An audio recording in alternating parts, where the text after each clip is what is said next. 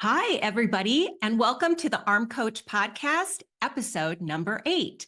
Well, hello, everyone. Welcome back. I wanted to start off today by asking you a question. When was the last time you felt deprived? When was the last time you had the feeling of deprivation in your body because you had the sense of really wanting something and telling yourself that you couldn't have it? This is such an important question because for most people, when they try to change something in their life, like sculpting their arms, deprivation seems to go hand in hand with getting results. If you want to cut back on drinking, I'm going to feel deprived when it comes to alcohol. If I want to save money, I'm going to feel deprived when it comes to spending. If I want to sculpt my arms and lose weight, guess what? I'm going to feel deprived when it comes to food. Now, here's the thing. You can actually change and even get rid of this feeling of deprivation. And most people don't believe that it's possible. But this is what today's topic is all about. It's about deprivation, what it is, what creates it, and why it doesn't have to be something that you tell yourself you're just going to have to live with for the rest of your life. This is so incredibly important because feeling deprived, especially when it comes to sculpting our arms and overcoming overeating, is why most people throw in the towel. It's why most people give up after trying because they just don't want to deal with the feeling of deprivation anymore. It doesn't feel bearable. The people that I work with, when they decide that they want to sculpt their arms and end overeating, they tell me that often things are going really well at first. They're feeling emotionally better and physically better. They're enjoying seeing muscle and definition. They're enjoying having better sleep and waking up with more energy in the morning. Lots of the time, just not having shame about what you did or ate. But they'll come to me and they'll say, I just feel so deprived. I'd rather watch TV instead of lift weights. I really want that piece of cake. I really want to be snacking. I feel like I'm missing out. I have all these great physical benefits and emotional benefits, but what do I do about this deprivation? So the first thing you have to understand if you want to start to unravel this question for yourself is, what is deprivation? Deprivation literally means the state of being kept from possessing or enjoying or using something. Here's the thing. Deprivation is an emotion in your body, but it is also a physical sensation. There is both emotional deprivation and physical deprivation, and most people never make the distinction between the two. Now, I talk about this a lot in my work, the need to distinguish between emotions and physical sensations. This is a big piece of the work that I do. It is just so important. Emotions are one-word feeling states, things like happy, sad, angry. Those are emotions. They are feeling states that you experience in your body. Now, physical sensations are also things that you experience in your body. They are things like hungry, thirsty, tired, pleasure, pain. But there is a big difference between the two. The difference between emotions and physical sensations is pretty simple. But it can be difficult because you're experiencing them both in your body. Here's how you can tell the difference between the two. An emotion starts in your mind and travels to your body, and the physical sensations do the opposite. It starts in your body and travels to your mind. Now, let me explain that. When you have an emotion, it's because you had a thought in your mind that creates a feeling in your body. Now, this is very different when you're experiencing something like hunger, thirst, pleasure, pain. That sensation is starting first in your body, not with a thought. It's starting first in your body that then your mind is registering. Then your mind is all of a sudden aware. Oh, I'm hungry. Oh, I'm thirsty. That feels good. That hurts. It starts in your body and is registered by your mind. And you really have to understand this distinction if you want to understand the difference between emotional deprivation and physical deprivation. When it comes to your emotions and the reason why you experience your emotions in your body is essentially cueing you to what you're thinking. When you recognize what emotion you're feeling, you can ask yourself, why am I feeling this way? If you understand the cycle that I use with my clients and I talk about all the time, the think, feel, act cycle, if you understand that your thoughts create your feelings, then you will also be able to understand if you know what you're feeling, you can work backwards and figure out what you're thinking. But when it comes to physical sensations, your body is not telling you what you're thinking. Your body is telling you how it's responding to its environment. I want you to think about it this way. If you are standing in line, you're not automatically going to feel anything. You're not automatically annoyed or impatient waiting in line. You only experience either of these emotions when you think a thought that makes you annoyed or when you think a thought that makes you feel impatient. You could also think a host of other thoughts that can make you experience a whole range of emotions. But when you stub your toe, you are going to feel a physical sensation connected to that experience. Your body is responding to what is happening to your toe and sending a signal to your brain about the sensation. This is the difference. Emotions start in your mind and travel to your body.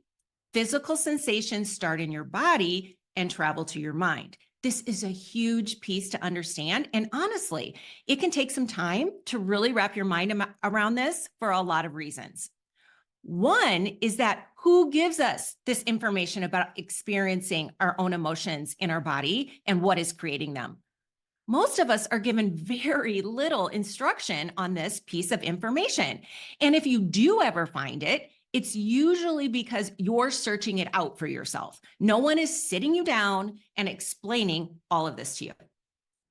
The other reason why it can take some time to really understand this is because most people are actually really good at not experiencing or feeling their emotions, especially the negative ones. Listen, if you have gotten into the habit of using TV or food as a quick and easy fix to feel differently, which many, many, many people do, if you have gotten into that habit, you may be so quick to reach for the remote or a snack that you don't feel that kind of anxiety or awkwardness or boredom or loneliness or insecurity, whatever it is. You may be so quick to changing how you're feeling that you don't actually even give yourself a lot of time to experience what these negative emotions are like in your body. So what does this mean for deprivation? Not all deprivation is the same. This is so key. This will really change everything for you. Some deprivation is created by your body, and some deprivation is created by your mind. If you can figure out the difference between these two, if you can understand how these are different in your body, I will tell you this is really going to be amazing for you because so many of us quit. So many of us give up around trying to change bodies and our eating because the deprivation piece feels too difficult and impossible to overcome.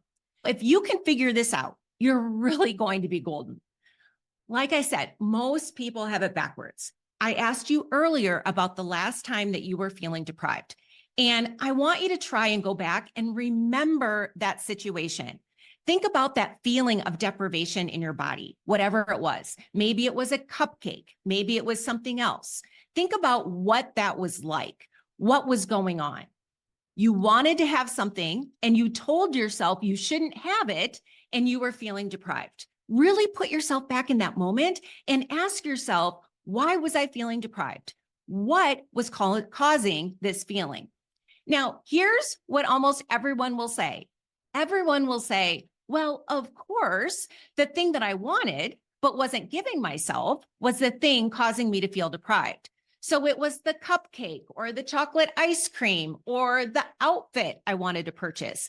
Whatever it was that you told yourself you couldn't have, that was the thing causing your deprivation. But of course, it doesn't work like that. Things external to us do not create our emotions. They do not create how you feel in your body when it comes to an emotional response. What caused your feeling of deprivation in that moment was your mind. It was not the thing external to you. It was not caused by the cupcake. It was not caused by the ice cream, whatever it was, right? It was caused by your thoughts. If you're really going to understand this, you have to start to understand the difference between a need and a want. And the difference between a need and a want will really help you understand this at a deeper level. There are things that your body needs in order to function. It needs oxygen, it needs water, it needs food, it needs sleep, it needs warmth. There are things that your body is driven to seek out as part of its impulse to survive. Your body needs these things. They are basic requirements. Your body needs basic levels of each so that it can function and maintain homeostasis. Think about it. You cannot hold your breath indefinitely. You cannot decide that you no longer need sleep.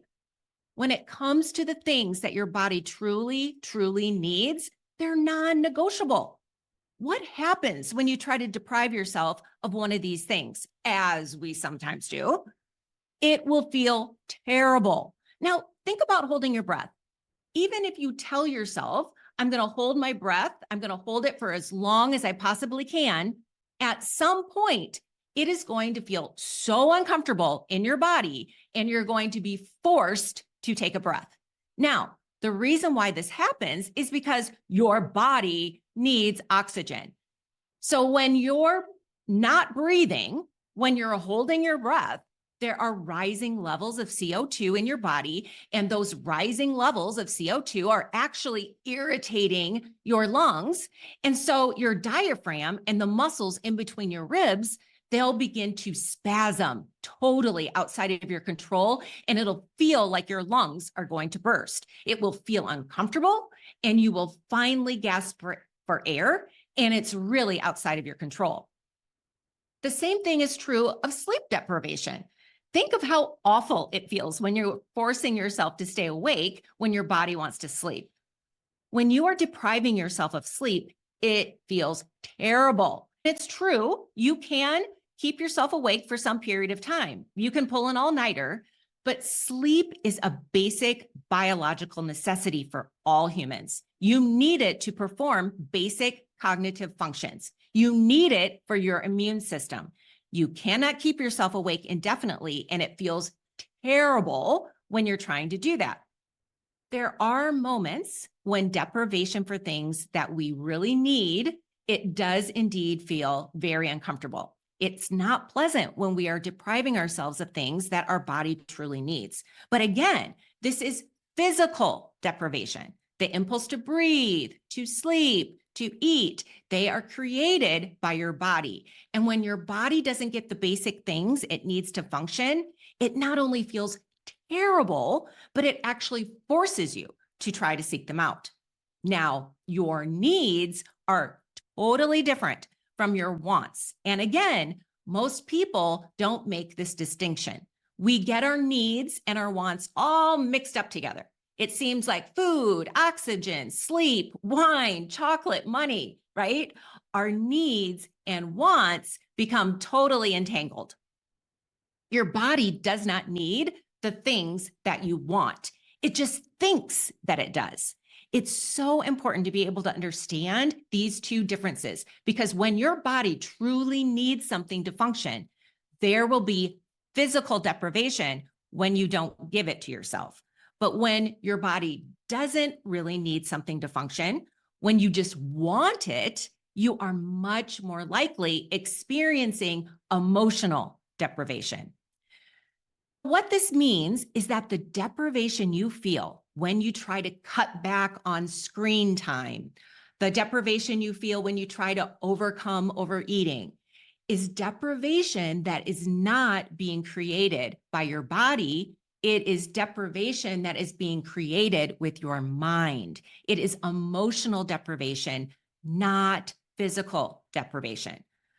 I will tell you that this is the very best news, because once you understand this and once you're able to make the distinction, it means that you can start to exert some control over it. You can start to work with your mind. You can start to work with your thoughts to stop feeling deprived when you want to cut back on screen time, or to stop feeling deprived when you want to reduce your sugar. This is so essential, because feeling deprived and feeling like you're missing out is usually the number one reason why people aren't successful when they want to sculpt their arms or they want to overcome overeating, because they feel the deprivation is too much. It feels impossible to overcome, like it's never going to go away. They're going to be missing out forever. This idea of, I can't go on living life like this, and I'm always going to feel deprived. This is always going to feel terrible. It feels like too much for people, and so they quit. But if you understand the difference between emotional deprivation and physical deprivation, if you understand the difference between true needs and wants, if you understand the difference between how an emotion is in your body and how it starts in your mind and travels to your body versus a physical sensation, you have the pieces that you need to start to untangle this for yourself and start to understand how you are feeling, and also how that is being created by what you're thinking. Deprivation is usually just an emotion, and emotions are always caused by the thoughts that you are thinking. So if you want to start the process of doing this work, you have to start to pinpoint the thoughts that are creating your deprivation. Thoughts like, I really want it. It tastes so good. This isn't fair. This sucks. I hate missing out. Everyone else is eating cupcakes. No one else has to deal with this. I hate this. I just want to have a good time. Whatever these thoughts are, you have to start to bring awareness to what you're thinking. What are the thoughts that are creating emotional deprivation for you? I will tell you that just having this awareness is so big. It makes such a big difference. And so many people, when I introduce this idea of the difference between emotional deprivation and physical deprivation, they want to run straight to the point when they hear, oh, I can change this. I don't have to feel this way. Let's change this immediately. But I always tell them, you have to first start with awareness. You have to first start to see that you are the one creating your deprivation, not the screens, not the cupcake, not the ice cream, whatever it is. You have to see that you are the one creating it with your thoughts. Because once you understand that, and it will take some time, because this will be a big shift for you. It will be a big shift to start to think, I'm creating this deprivation. It's not the pizza and breadsticks that's creating the deprivation. This is not how we think about things. This is not how we think about all sorts of deprivation. So it will take some time, but once you start to see how your thoughts are creating the feeling of deprivation, all of a sudden you have so much more authority over it. Just through awareness, not even through changing it, just through recognizing what you're thinking. You gain so much more authority. And the reason is because you move away from just being at the mercy of your thoughts and having no idea of how they're affecting you, to suddenly being in a place where you can notice your thoughts and you can see what they're creating. So for now, I just want you to wrap your brain around these concepts. There are new concepts for you. We don't think about deprivation in this way. We don't talk about deprivation in this way. And just starting to understand it is going to be really important. And then once you feel like you have a handle on that, start to work on awareness. Don't try to jump to changing it. Don't tell yourself, okay, so if emotional deprivation is created by my thoughts and I can control my thinking, then I shouldn't experience any deprivation anymore ever again. It doesn't work like that. It's a process where you really have to start to have awareness around it and really believe, really understand that you're the one creating it. Then you can start to change your thinking, but not until you see 100% that you are the one creating the deprivation that you're feeling. But again, this is the best news because it means the one thing that people are so afraid of, feeling like they're always going to be missing out, they're always going to be wanting something, they're always going to have to tell themselves no, when really they want to say yes, that is not set in stone. Too many people struggle with this. Too many people are stuck in this because they just don't understand the difference between emotional and physical deprivation and how they can start to change the emotional deprivation that they're experiencing. So, just as a recap, deprivation is often the thing that keeps people stuck when they want to sculpt their arms and change their eating because they feel like they're unable to change it. We tell ourselves it's impossible. We tell ourselves we're just missing out, that we're just going to have to live with feeling this way. But it's not true. You can start to feel differently. You can change emotional deprivation because it's not the same as physical deprivation. Emotional deprivation is created by your mind and your thoughts, and awareness is the first step. You have to fully understand that your thoughts are creating these feelings before you can begin to change it. So pay attention to what you're thinking. Pay attention to your thoughts in your mind. Pay attention to the things that seem kind of innocent, but the thoughts like, I really want it. This isn't fair. It sucks. Everyone else is. I hate doing this. I have to have it. Whatever it is, notice your thoughts when you're feeling deprived, and that is going to be the very first step to change. All right, that's it. I really loved sharing this episode with you guys because I think this is really the key to change everything. I would love to hear what you think. If you have questions, if you want to know more about this, you can always send me a message to Christine@christinerucker.com. That's it for this week. Thanks, everybody, for listening. Bye.